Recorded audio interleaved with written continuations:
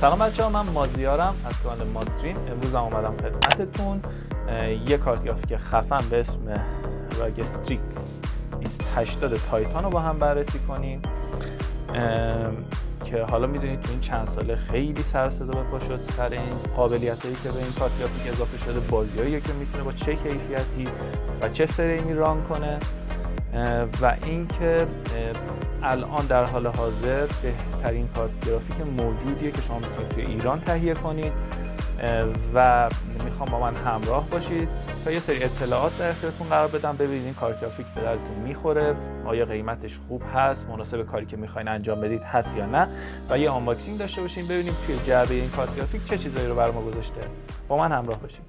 خب بچه‌ها، بیاین این کارت گرافیک خیلی خفن و اگریسیو یا خیلی خشن رو با هم بازش کنیم، ببینیم شکلش چیه، توش چی داره و یه سری توضیحات هم براتون دارم. اگه آماده این بیاین داشته باشیم. خب بچه‌ها، بیاین بازش کنیم ببینیم چی هست اصلا این راگ استریکس 2080 تایتان، چه کارهایی میتونه انجام بده و اصلا قضیه چیه. همونطور که روی جعبه‌ش هم نوشته، این کارت گرافیک دست منه توصیه، یعنی اوورکلاک شده و قابلیت اوورکلاکینگ رو داره. 11 گیگابایت حافظه DDR6 داره و اینکه میتونه تا حد اکثر رزولوشن 4K، حالا میگن که اگه در نهایت اوورکلاکش در نظر بگیریم 8K هم میتونه بهتون تصویر بده. و حالا یه سری اطلاعات که پشت جعبه نوشته در رابطه با سیستم‌های خنک کنندگی خیلی خوب ایسوس که برای این کارت گرافیک‌ها در نظر گرفته و حالا یه سری قابلیت‌ها داره که بریم با هم بررسی کنیم ببینیم توش چه خبر.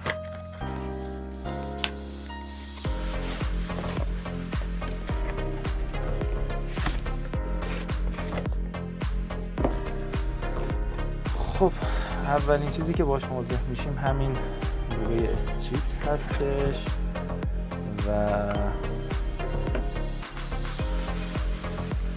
یه پکیجی توش هست که من فکر کنم این بعد باز میکنم.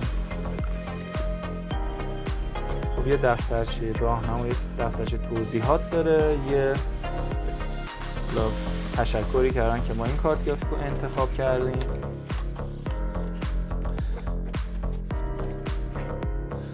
بله، شما در حال حاضر دارید یکی از فکر کنم از نظر طراحی بصری یکی از زیباترین کارت گرافیک‌های موجود در بازار رو می‌بینید که حالا توضیحات الان روش بهتون میدم.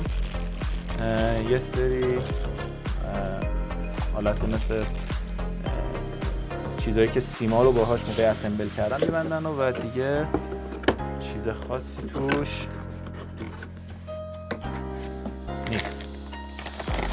بریم کارت گرافیک رو باز کنیم ببینیم توش چه خبره. بچه‌ها این کارت گرافیک یه مزیتی که داره اینه که سیستم خنک کنندگی هوشمند داره، یعنی فناش تا زیر 50 درجه سانتیگراد اصلا روشن نمیشن، خیلی بی صدا میتونید باش کار کنید. وقتی کارا گرافیکی خیلی خفنی دارید انجام میدید ولی ممکنه هر سه تا فنش روشن بشه. حالا اونم توضیحاتش رو بهتون میدم.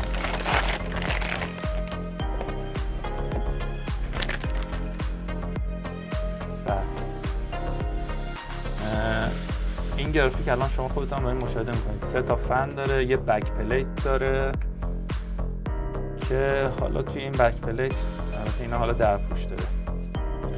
شما میتونید ببینید که 2 تا خروجی HDMI داره، یه دونه 2 تا HDMI داره، 2 تا هم دیسپلی پورت داره اگه اشتباه نکنم. بله این یه دونه دیسپلی پورتشه، اینم یه دونه دیسپلی پورت. در مجموع 2 تا ورودی HDMI داره، 2 تا ورودی دیسپلی پورت داره. دیسپلی پورت هم حالا خودتون میدونید تو این چند ساله خیلی بحثا هست سر فری سینک و جی سینک. آیا حالا مثلا شما کارت گرافیک انویدیا گرفتید، من مانیتورم فری سینک ساپورته، شما میتونید حالا با دیسپلی پورتی که به این وصل می‌کنید و یه نرم افزاری که داره میتونید یه مقداری از تجربه جی سینک و فری سینک با هم استفاده کنید. حالا نه 100% جی سینک شما رو ساپورت میکنه، نه 100% فری سینکتون رو ساپورت میکنه، ولی 50-50 این کار میکنه. روی این کارت گرافیک حالا اکثرا همه جاهاش هم میبینید این لوگوهایی که هست این زیر، اینا همه RGB کار شده، هم این هم حالا این ریپابلیک آف گیمرز یا همون جمهوری گیمرها، همه اینها به صورت RGB کار شده.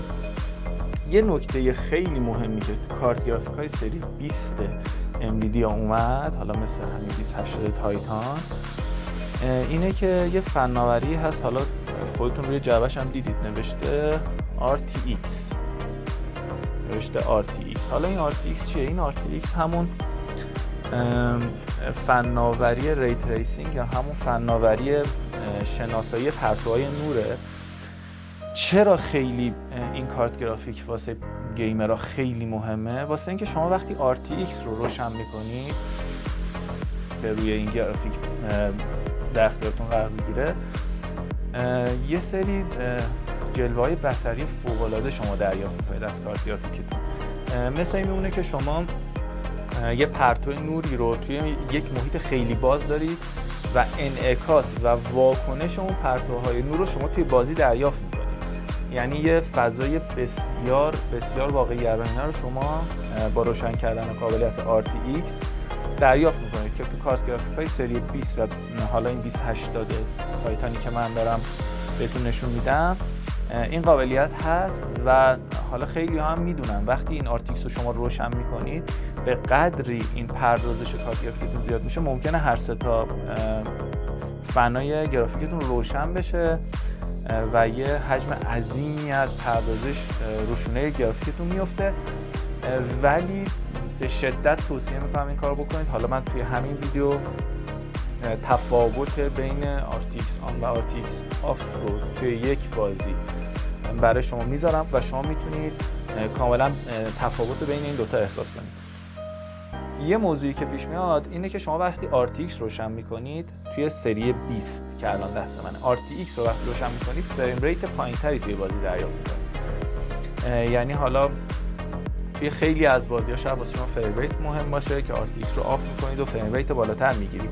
و این که شاید خیلیاتون سوال داشته باشید آقا این کارت گرافیک که من دارم میخرم مثلا کال آف دیوتی رو رزولوشن 4K با چند فریم به من میده، یا مثلا رینبو 6 رو، یا مثلا فورتنایت رو، یا پابجی رو، یا هر چیز دیگه رو. شاید سوالتون باشه رو رزولوشن 4K حالا 2K رو این رزولوشن رو بذارید چه فریم ریتی تو بازی دریافت می‌کنید. اونم من آخر این ویدیو حالا واسه چند تا از بازیایی که هممون خیلی مشتاقیم که روی این کارت گرافیک اجرا بشه، حالا از جمله سایبرپانکی که قراره 1-2 ماه دیگه بیاد و حالا یه سری از بازی‌هایی که خیلی فراگیره مثل کال آف دیوتی، مثل رینبو 6، اینا رو توی آخر ویدیو یه جدولی واسهتون تهیه می‌کنم که اونم بتونید شما نگاه کنید و یه سری اطلاعاتتون اضافه بشه.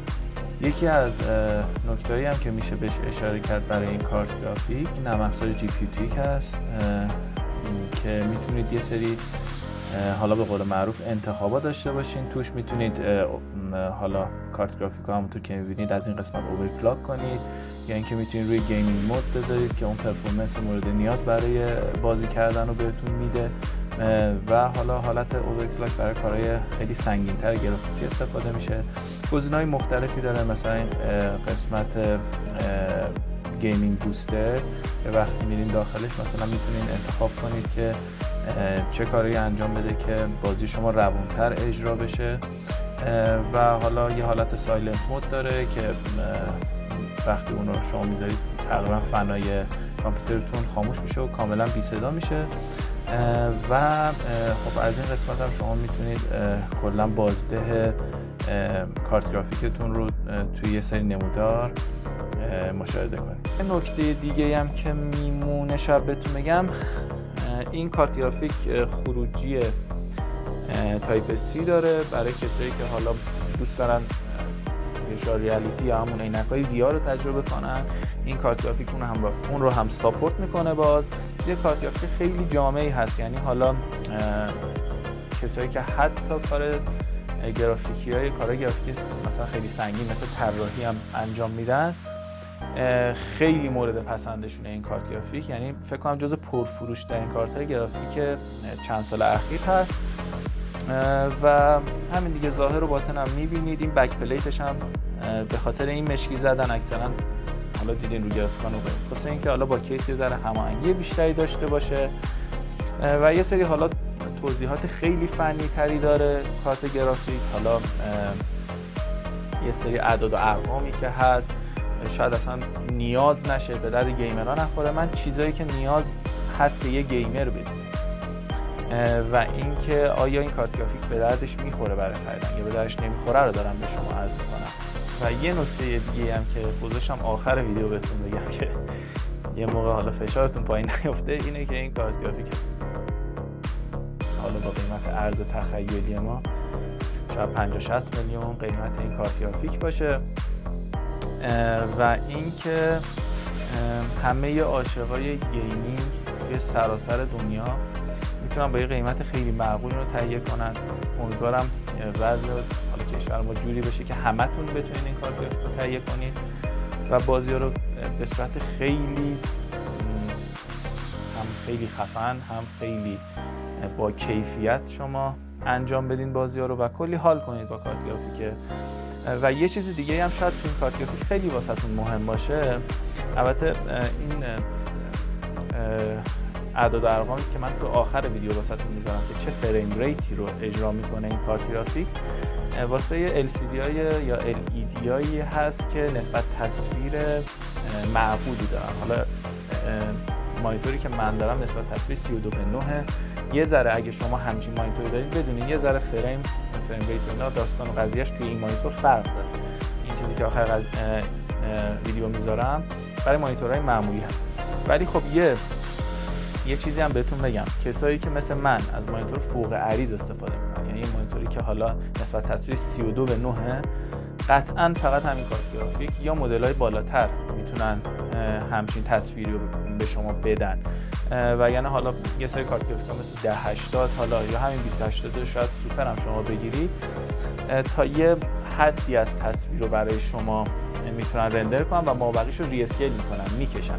مثلا همین شما فکر میکنید تصویر خیلی کشیده است و به شدت توصیه میکنم کسایی که مانیتور فوق عریض دارن مثل مانیتور من، حالا یه مانیتور 49 اینچ مثلا با نسبت تصویرهای خیلی عجیب غریب، قطعا تنها کارت گرافیک که میتونه کارش رو راه بندازه این کارت گرافیک هستش. اگه سوالی چیزی دارید، اگه مطلبی هست بخواید بدونید با من در ارتباط باشید، لطف کنید کانال من رو لایک کنید، سابسکرایب هم کنید. اگه میخواید ویدیوهای جدید رو ببینید حتما با من در ارتباط باشید.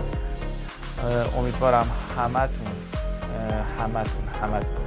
بتونید یه روز بهترین سیستم گیمینگ تو خونه‌تون داشته باشید و کلی عشق و حال کنید. خیلی خوشحال شدم در خدمتتون بودم. مراقب خودتون باشین. فعلا خداحافظ.